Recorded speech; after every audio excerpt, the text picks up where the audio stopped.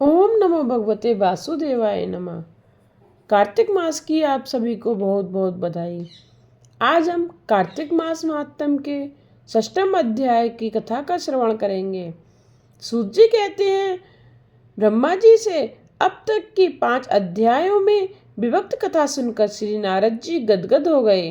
वे ब्रह्मा जी को प्रणाम करके विनम्र भाव से बोले, हे पितामह, अब आप कृपा करके कार्तिक मास के महात्म्य का विस्तार पूर्वक वर्णन कीजिए। नारद जी के मुख से यह सुनकर ब्रह्मा जी बोले, हे पुत्र, तुम बहुत उदार और सभी प्राणियों का भला चाहने वाले हो, इसीलिए मृत्यु लोक के निवासियों के भले के निमित्त ऐसे प्रश्न पूछ रहे हो। सुनो, आज मैं तुम्हें ऐसी कथा कहता हूँ जिसके पढ़ने और सुनने मात्र से ही समस्त पापों का नाश हो जाता है। अपनी बात को आगे बढ़ाते हुए ब्रह्मा जी ने कहा, सुनो नारद, साधु संतों की सत्संग अति पावन और दुर्लभ होता है। यह सांसारिक भय को दूर कर देता है और ज्ञानी ध्यानियों को मोक्ष प्रदान करता है।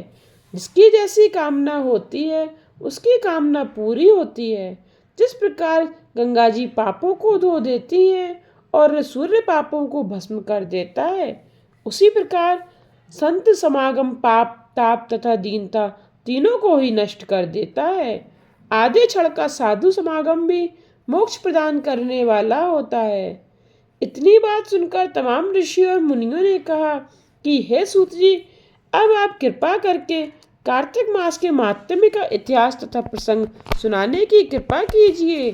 श्री सूत जी बोले, हे ऋषियों, एक समय चंद्रबदनी एवं कमल के समान कमल नयनी श्री सत्यभामा ने मन ही मन में विचार किया कि मैं धन्य हूँ जिसके पतिदेव स्वयं त्रिलोकीनाथ भगवान मधुसूदन हैं और वे 16,108 रानियों में सबसे बढ़कर मुझे ही प्रेम करते हैं। जिस कल्प वृक्ष की पृथ्वी पर बसने वाली प्राणी बात तक नहीं जानते, वह कल्प वृक्ष स्वयं मेरे आंगन में लगा हुआ है। ऐसा विचार कर सत्यभामा ने श्री कृष्ण भगवान से कहा, हे प्रभु, मैं आपसे एक बात पूछती हूँ। आशा है कि आप मेरे हित के लिए मेरी इन बातों का उत्तर देने की कृपा करेंगे। सत्यभामा की ये बातें सुनकर भगवान श्री कृष्ण सत्यभामा का हाथ पकड़कर कल्प वृक्ष के नीचे ले गए। भगवान ने कहा, हे सत्यभामा, मैं अपनी सब रानियों में तुम्हें ही सबसे प्रिय मानता हूँ। मैंने तुम्हारे स्नेह के बस सुरराज इंद्र से विरोध करके यह कल्प वृक्ष स्वर्ग से लाकर तुम्हारे आंगन में लगा दिया।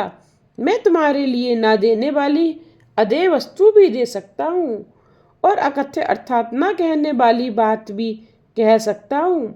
अब यदि तुम मुझसे गुप्त से भी गुप्त बात पूछोगी तो मैं तुम्हें वह भी बता दूंगा।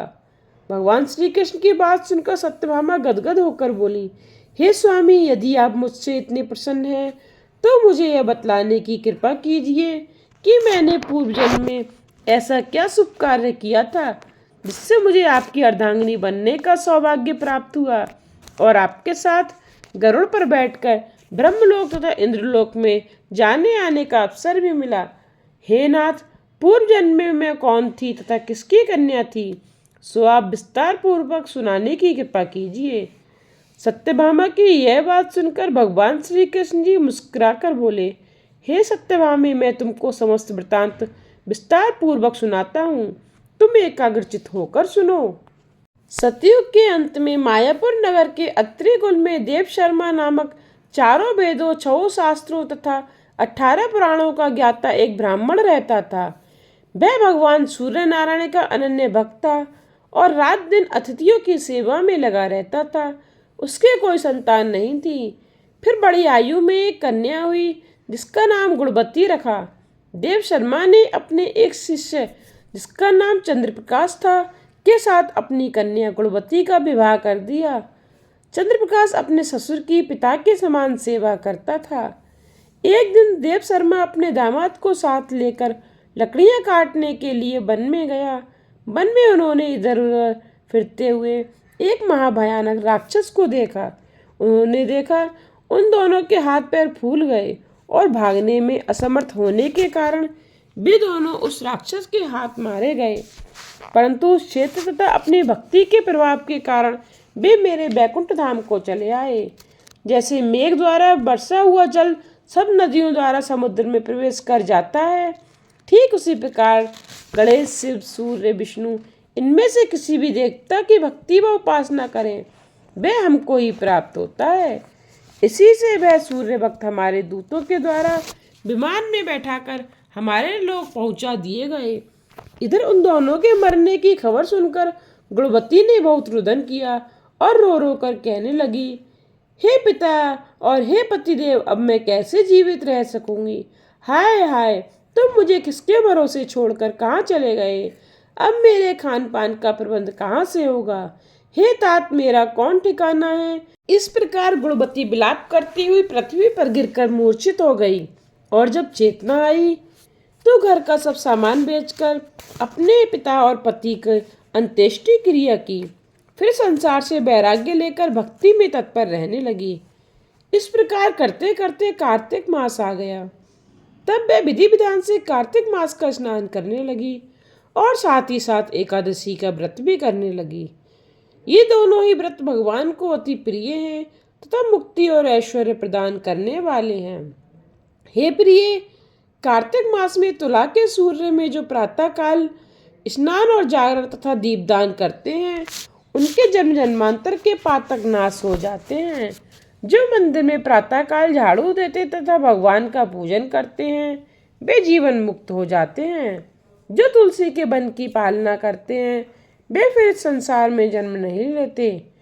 एक दिन गुणवती ज्वर से पीड़ित हो गई और असहनीय पीड़ा में भी दुर्बल शरीर होते हुए वह गंगा स्नान का कष्ट सहते हुए गई।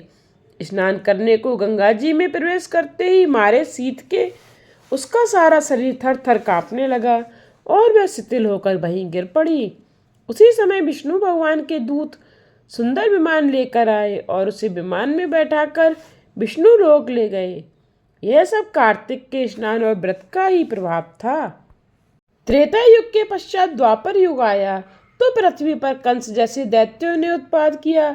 उस समय ब्रह्मा आदि समस्त देवताओं द्वारा प्रार्थना किए जाने पर पृथ्वी का भार उतारने को मैंने कृष्ण अवतार धारण किया।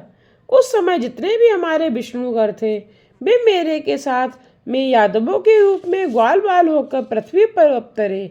देव शर्मा जो तुम्हारा पिता था, वह भी पृथ्वी पर अवतरित हुआ। इस जन्म में देव शर्मा का नाम सत्राजित हुआ और चंद्रप्रकाश पृथ्वी पर जन्म धारण करके इस जन्म में अक्रूर जी हुए।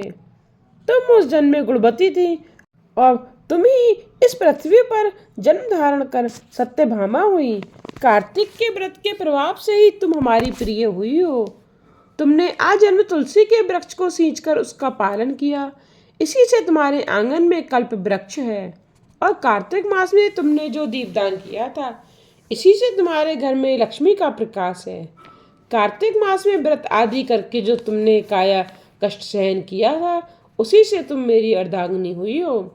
जो कोई कार्तिक मास में व्रत आदि करता है, वह मुझे तुम्हारे ही समान प्रिय होता है।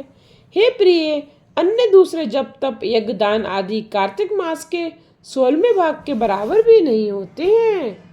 इससे आगे की कथा का श्रवण आप कल के अध्याय में कीजिएगा।